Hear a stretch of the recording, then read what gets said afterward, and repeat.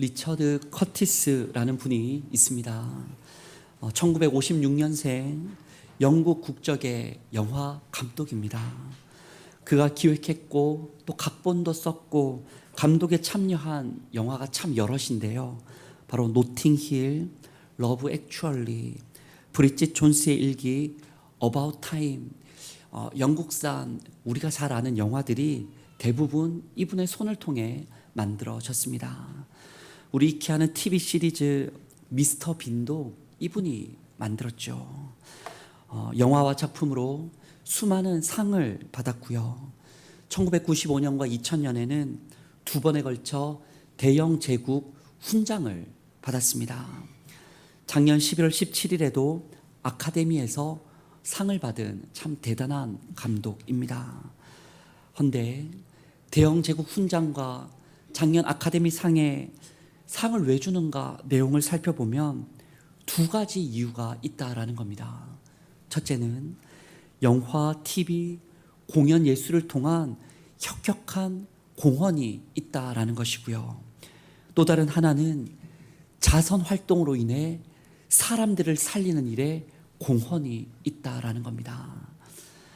1985년 에티오피아에서 큰 기근이 있었을 때 이 리처드 커티스가 훌로라는 지역을 방문하게 되었습니다.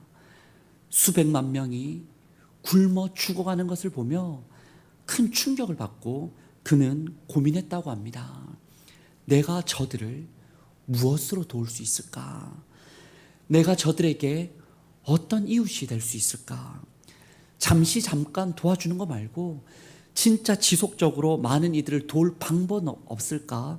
그렇게 고민하던 중에 그가 자선단체를 설립하게 되는데 그 단체의 이름이 코믹 릴리프라는 단체입니다. 그 단체의 모토가 웃음이 세상을 바꿀 수 있다. 코믹함이 세상에 구원을 줄 수 있다라는 그런 이름이죠. 곧 여러 창작과 코미디 활동으로 기금을 모으기 시작합니다. 이웃을 살리는 일에 여러 일들을 새롭게 운동을 벌이고 TV 프로그램을 통해 캠페인을 벌였고 그래서 지금까지 모은 기금과 사용한 금액이 얼마냐면 제가 알아보고 깜짝 놀랐는데 약 2조 7천억 원이라고 합니다. 너무 대단하지 않습니까? 한 사람의 그 결심이 2조 7천억이라는 비용을 들여 사람들을 살리고 또 살렸던 겁니다. 그의 고백이 결코 쉽지가 않았다라는 거예요.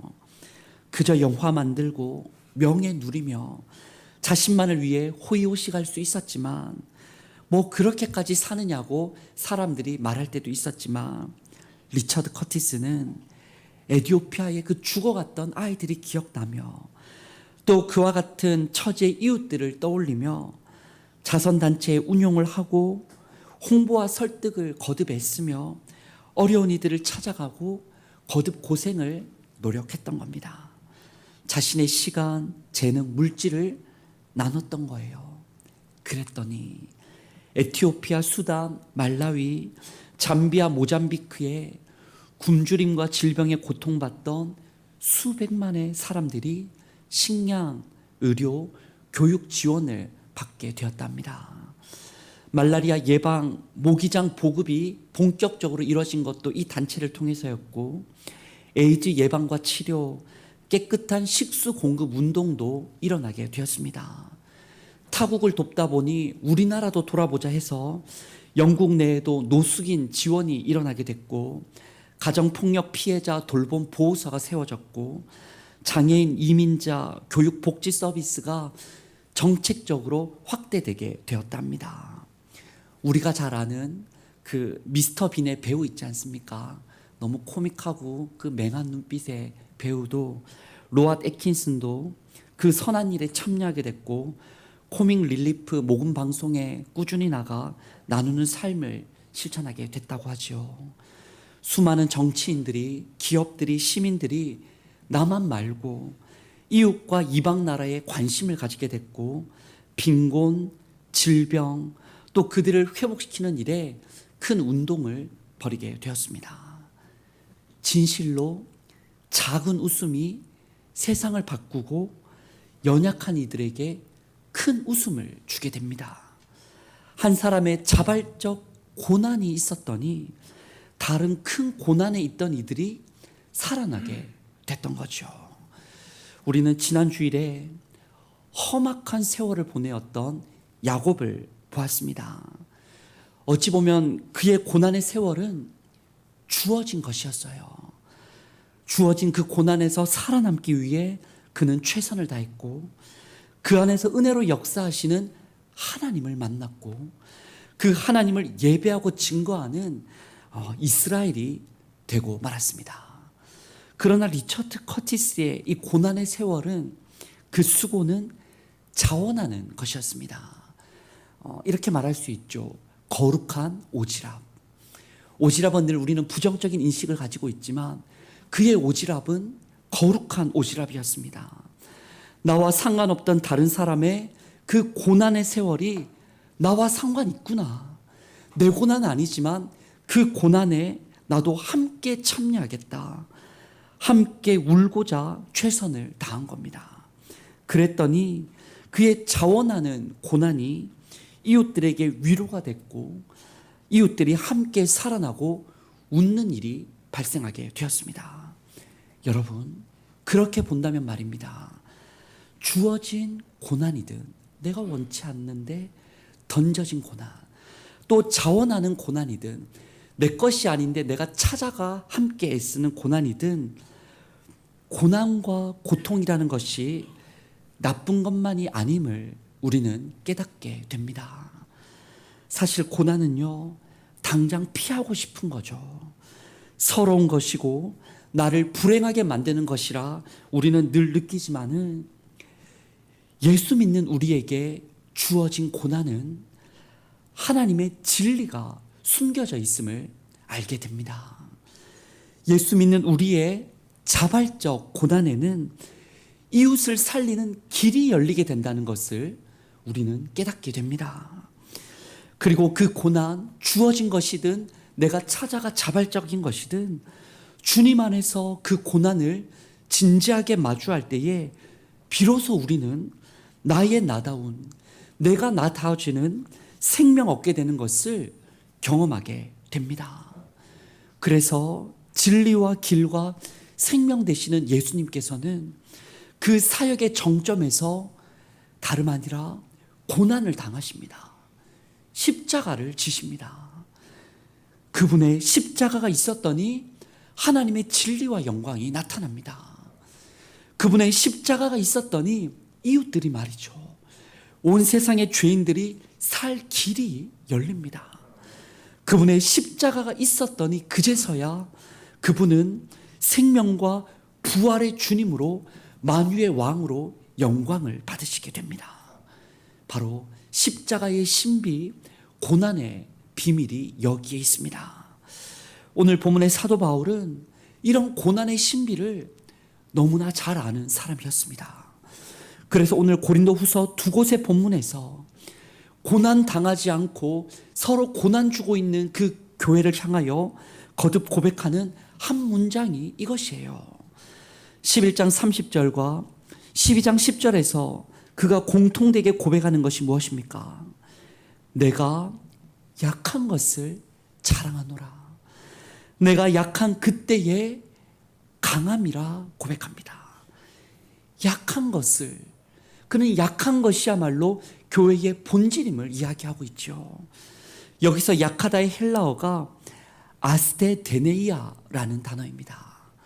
아스테네이아, 그 뜻이요, 몸과 마음의 질병, 약함, 아픔을 뜻합니다.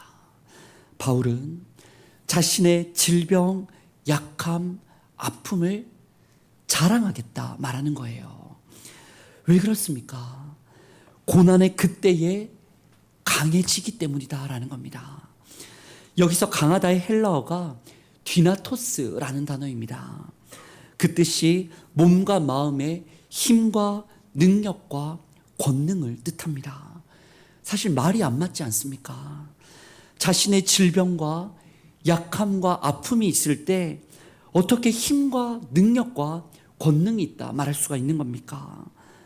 우리 인간의 지식과 경험, 논리를 아득히 벗어나는 고백입니다.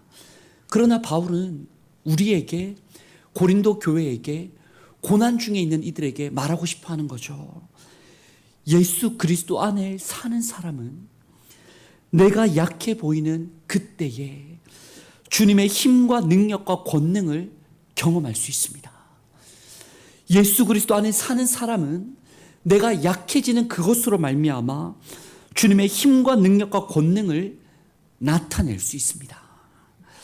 우리는 이 바울의 고백이 종교적인 말장난이나 신학적 사변이 아니었음을 오늘 본문을 통해 발견할 수 있습니다. 바울은 자신이 직접 겪었던 그 고난에 대하여 그 고난의 비밀을 두 가지를 이야기합니다. 첫째는 바울에게 자발적인 고난이 있었습니다. 우리 11장 23절부터 이어지는 내용을 보면 그가 당했던, 스스로 사서 고생했던 것이 여러 항목에 열거됩니다. 그는 수고를 넘치도록 했고 옥에 갇히고 매를 맞고 여러 번 죽을 뻔하였습니다. 유대인들에게 잡혀 40에 하나 감함매 그 형벌을 5번이나 겪었습니다. 3번 태장 맞았고 1번 돌로 사람들의 돌 던짐에 처형을 당했고 3번 파선하였고 바다에서 표류하기도 했습니다. 강의 위험도, 강도, 동족, 이방인, 시내 광야, 바다, 거짓 형제들로 위험을 당했습니다. 여러 번 자지 못했고 줄이고 목말랐고 굶고 춥고 헐벗는 삶을 그는 사서 자발적으로 참여하며 여기까지 왔다는 겁니다. 사실 사도 바울은 그런 고생하지 않아도 될 법한 사람이었습니다. 그는 당시 로마 제국의 학문과 문화의 중심지 길리기아 다소 출신의 도시 중에 도시 출신 사람이었죠. 태생적으로 로마 시민권을 보유할 만큼 지위 있는 집안의 자제였습니다. 그의 집안은 초대왕 사울을 배출했던 베냐민 지파였어요. 그래서 그 바울의 이름도 왕의 이름을 붙여다가 사울이라 불렀던 것 아니겠습니까? 히브리인 중에 히브리인 곧 바울입니다. 유대교 엘리트 교육을 받아서 당대 최고 율법 교사 가말리엘 문화에서 수학을 했습니다. 예수로 인하여 어지럽혀진 유대교를 바르게 잡고자 그 교회와 제자들을 핍박할 권세를 받았던 사람, 다름 아니라 사도 바울입니다. 오늘로 치면 강남 출신에다가 걸출한 정치인 집안의 자제였고 서울대 법대 수석 졸업에 검사로 활개쳐 예수 믿는 자 잡으러 다녔던 사도 바울입니다. 그는 약한 사람이 아니었고 강한 사람이었습니다. 그는 고난받는 사람이 아니었고 고난 줄 수 있는 사람이었습니다. 그런데 말입니다. 그랬던 사도 바울이, 사울이 가장 강했던 그때에 빛이신 주님을 만났더니 어떻게 됩니까? 사도행전 9장 8절 말씀에 봤더니 자기가 가장 강하다고 생각했던 그때 눈은 떴으나 아무것도 보지 못하는 사람이 되고 맙니다. 누군가에게 도움을 받아야 이끌려야 걸을 수 있는 눈먼 사람, 가장 약한 사람이 되고 맙니다. 자신의 실존을, 예수를 만났을 때 가장 강한 내가 사실은 가장 약한 존재였음을, 자신의 실존을 깨닫게 되죠. 여러분, 우리도 어쩌면 말입니다. 가장 강하고 자부하는 그때가 가장 약한 때임을 알아야 합니다. 하나님 없어도, 이웃 없어도 나만 잘 먹고 잘 살면 그만이지, 그런 생각 들 때가 가장 위험할 때입니다. 바울은 그 사실을 주님의 은혜로, 찾아와 주시는 은혜로 깨달았던 겁니다. 고난을 통해, 그 눈먼 사건을 통해 깨달았던 겁니다. 자신이 추구했던 학문, 신분, 권세, 물질이 아무것도 아니구나. 아무것도 아니구나. 그의 표현에 따르면 배설물과 다름없구나. 그것을 이제는 내려놓고 그리스도와 복음을 위해 살기로 그는 결단하시오. 오늘 본문의 11장 28절부터 31절에 그의 그 이후의 삶이 절절한 심정이 이렇게 나타나지 않습니까? 고난 중에 오히려 나는 교회가 더 염려된다. 누가 신앙의 실족한 말을 들을 때 나는 애가 탄다. 그런 심정으로 내가 자발적으로 고난의 삶을 살았음을 우리 주님도 아시고 내 주님의 아버지 하나님도 다 알고 계시다. 바울은요, 하나님 사랑, 이웃 사랑을 실천하기 위해 자발적 고난, 자신의 십자가를 선택했던 겁니다. 사랑하는 성도 여러분, 우리 역시 자발적 고난을 선택할 수 있기를 원합니다. 아니, 교회에서 잘 먹고 잘 되고 잘 살고 잘 풀리도록 고난을 피할 수 있도록 도와주셔야지. 자발적 고난이 웬 말입니까? 반문하시는 분이 있을지 모릅니다. 세상이 말하듯 내가 강한 것을 자랑하게 해주셔야지. 내가 강한 그때에 더 강해지는 것을 나는 원합니다라고 말하실지 몰라요. 헌데 여러분, 예수님께서는 그렇게 말씀하지 않으십니다. 성경 말씀이 진짜 우리에게 알려주는 건 강함이 아니에요. 진짜 나도 이웃도 하나님의 나라도 잘 되고 잘 살고 잘 회복되고 진짜 강해지는 비밀이 어디 있냐면 내가 약한 것을 자랑할 때, 내가 약한 그때에 강해지는 그것이 진정 진리가 되는 겁니다. 그래서 예수님은 자발적 고난과 십자가를 당하시죠. 그래서 바울은 자발적 전도를 자처합니다. 여러분, 여러분만의 자발적 고난을 찾으시기를 원합니다. 여러분의 시간과 물질과 재능과 삶을 자꾸 나눠서 약해지는 방법을 찾으시기 바랍니다. 그때에야 비로소 여러분이 스스로 약해지려고 애를 쓸 때 그때에야 비로소 주님 안에서 강해지는 것을 경험하게 될 줄 믿습니다. 둘째로 사도 바울에게는 자발적 고난뿐만 아니라 주어진 고난이 있었습니다. 우리 12장 7절의 말씀을 함께 낭독해 보겠습니다. 시작. 여러 계시를 받은 것이 지극히 크므로 너무 자만하지 않게 하시려고 내 육체의 가시 곧 사탄의 사자를 주셨으니 이는 나를 쳐서 너무 자만하지 않게 하려 하심이라. 아멘. 여기서 사실 참 아이러니합니다.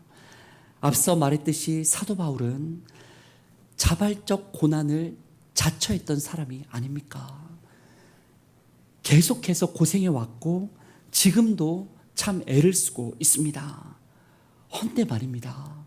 하나님께서는 그런 바울에게 너무 자만해지지 않도록 육체의 가시를, 사탄의 사자를 주셨다라는 겁니다. 애를 쓰고 있는데 고난을 더 주시더라는 거예요. 아니, 왜 이렇게 하나님은 사도 바울을 가혹하게 다루시는가 싶기도 하지만 여기서 우리가 발견할 수 있는 것은 사람이 그렇게나 약해지더라도 말입니다. 몸과 마음에 질병과 약함과 아픔이 있더라도 말입니다. 또 다른 곳에서 자만해질 수 있는 게 우리네 사람이다라는 사실입니다. 십자가를 진다고 하면서 내가 이렇게 십자가 집니다라고 자랑할 수 있는 게 우리 사람이고요. 그렇게 봉사와 전도로 고생하면서 그런 자신의 업적을 자랑하고 권세 부릴 수 있는 게 우리네 사람이다라는 거죠. 바울도 그럴 수 있었음을 하나님께서 아시고서 그에게 더 주시는 고난이 육체의 가시가 있더라는 거예요. 지난주에 보았던 야곱도 마찬가지 아닙니까? 고생 중에 꾀부리고 욕심 많던 그 야곱이 오히려 집에서 쫓겨나 죽음을 피해 서둘러 도망치게 되었습니다. 육체의 가시. 라반의 집에서 고생 중에 재산과 소유를 축적하던 그가 더 고생하여 죽을 뻔하여 또 도망치게 되었습니다. 에서만 해결되면 다 될 줄 알았던 그에게 하나님은 또 육체의 가시를 주셔서 자녀의 일로 근심하게 만드십니다.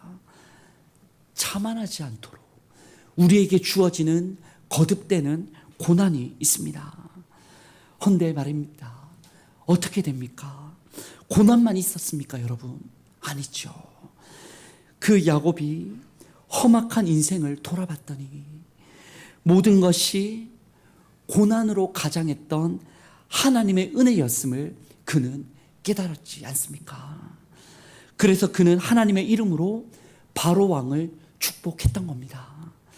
그래서 그는 그 침상머리에서 하나님께 예배를 드렸던 거죠.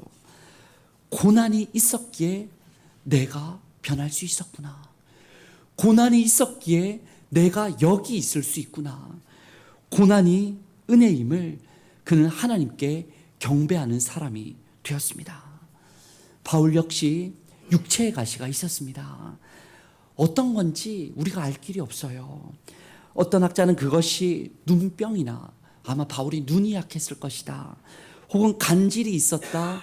말라리아 신체적 질병을 혹 유럽의 수많은 지역을 다니며 질병에 노출되었다라고 말하는 분들이 있습니다. 또 다른 학자는 극심한 우울이나 불안이나 죄책감에 그 정신적 고통이 그를 매일 찔렀을 것이라 말하기도 합니다.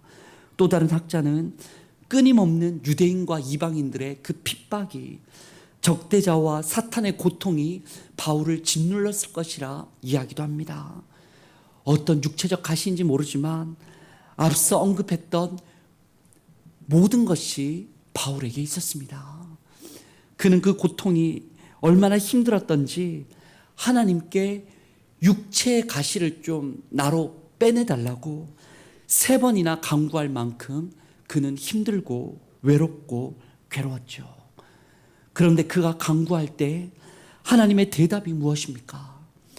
본문의 12장 9절을 봤더니 내 은혜가 너에게 족하도다. 내 능력이 약한 데서 온전하여 짐이니라. 하나님은 고난이 오히려 은혜라고 말씀해 주십니다. 여러분, 그렇습니다. 자발적인 고난과 주어진 고난. 우리네 기독교는 진실로 십자가의 종교입니다. 아니, 그렇게 고난만 말하는 종교를 누가 믿겠냐라고 또다시 반문하실지 모르지만 여러분, 말씀드렸듯이 그 고난 안에는 반드시 하나님의 은혜가 있습니다. 그래서 C.S. 루이스는 이런 말을 하지 않았습니까? 하나님은 우리의 즐거움 속에서 속삭이시고 양심 속에서 말씀하시며 고난 속에서 크게 외치신다. 삶의 모든 곳에서 하나님을 만나고 그 은혜에 얼마든 경험할 수 있지만 그 어떤 곳에서보다 고난이 있을 때에야, 그 고난 속에서야 크게 외치시는 주님을, 큰 은혜 주시는 주님을 만날 수가 있다라는 것이죠. 고난으로 심령이 가난한 자라야 천국의 은혜를 맛보고 또 맛볼 수 있음을 C.S. 루이스는 알려줍니다. 그럼 바울이 이처럼 큰 고난 속에 있었을 때 어떤 천국이, 어떤 은혜가 있었단 말입니까? 자발적 고난이 있을 때에 하나님의 그 사랑과 능력과 복음이 전파되어 온 세상의 교회가 세워진 전초가 되었습니다. 하나님 앞에 그의 헌신이 있었더니 이웃에게 복음이 전해지고 수많은 이들이 살아나게 되었습니다. 바울 스스로 은혜가 충만했고 십자가 표대를 향해 나아갈 수 있었습니다. 자발적 고난이 하나님도 계시게 했고 이웃도 살렸고 자기 자신도 살아났습니다. 또 주어진 육체의 가시 고난을 통해 어떻게 됩니까? 하나님 앞에 교만하지 않고 그분의 은혜만 남게 되었습니다. 고난 중에 이웃을 이해할 수 있게 되었고, 약함 속에 서로 연대하여 교회가 격려와 위로의 하나가 될 수 있었습니다. 바울은 자신이 약할 때 주님 강하게 역사하시는 하나님 나라의 비밀을 다시 깨달을 수 있었습니다. 육체의 가시가 있었더니 그곳 역시도 하나님 계시고 이웃이 있고 내가 머물 수가 있었습니다. 사랑하는 성도 여러분, 여러분의 주어진 그 고난에서도, 여러분의 그 애쓰는 자발적 고난에서도 우리 모두 계속해서 기쁨으로 참여하며 도우시는 주님을 만날 수 있기 원합니다. 고난 속에 외치시는 하나님이 계십니다. 고난 속에 강하게 역사하시는 주님이 계십니다. 고난 속에 은혜 주시는 성령님을 만날 수가 있습니다. 왜 나만 겪는 고난이냐고 슬퍼하지 마시고, 오히려 그 고난 속에서 그 은혜의 주님을 만나고 나서 그 주님을 이웃에게 증거하고 사랑을 나누고 대구를 살리고 가정을 살리는 오늘 이 시대의 리처드 커티스가 우리 모두가 될 수 있기를 원합니다. 그 고난의 신비를 꼭 경험하는 모두이기를 소망합니다. 주신 말씀과 기도 제목 붙들고 기도하기 원합니다. 주님, 예수님처럼 바울처럼 하나님 나라의 회복과 영원 구원을 위해 자발적 고난에 기쁨으로 동참하게 하여 주시옵소서. 하나님 기뻐하시는 금식을 감당하게 하여 주시사 도움이 필요한 이웃에게 물질과 재능과 사랑과 복음의 나눔을 구체적으로 실천하게 하여 주시옵소서. 우리가 사진을 찍으며 마음에 담았던 삶의 자리마다 하나님의 나라가 임하게 하여 주시고, 우리의 약함을 통해 육체의 가시를 통해 오히려 하나님의 강함이 나타나게 하여 주시옵소서라고 우리 시간에 함께 통성으로 기도하겠습니다.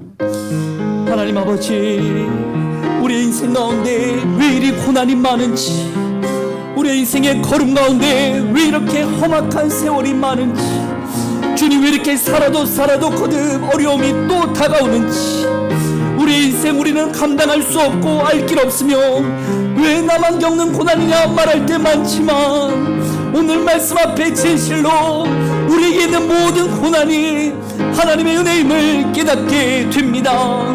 주어진 고난도 하나님의 은혜요, 자발적인 고난도 하나님의 능력이라 고난을 통해 역사하시는 하나님의 외침을 듣게 하여 주시고, 고난의 기쁨으로 참여하여 하나님의 나라 이루는 믿음의 백성 되게 하여 주시옵소서. 고난이 변하여 기쁨이 되게 하시고, 고난이 변하여 찬양이 되게 하시며, 고난이 변하여 생명이 되게 하시고, 고난이 변하여 우리의 십자가 변하여 부활이 되게 하여 주시옵소서. 고난 중에 있는 성도들을 위로하여 주시고, 위로받은 우리가 또 다른 이를 위로하게 하여 주시며, 우리 안에 있는 고통과 고난의 이 시대가 변하여 하나님 나라가 임하는 놀라운 역사를 합력하여 선을 이룸을 이루어 주시옵소서. 주님의 역사를 찬양합니다. 고난의 신비를 찬양합니다. 내가 약함을 자랑하기를 원합니다. 우리가 약할 때 강함 되는 주님인 줄 믿습니다. 주님, 우리와 함께하여 주시옵소서.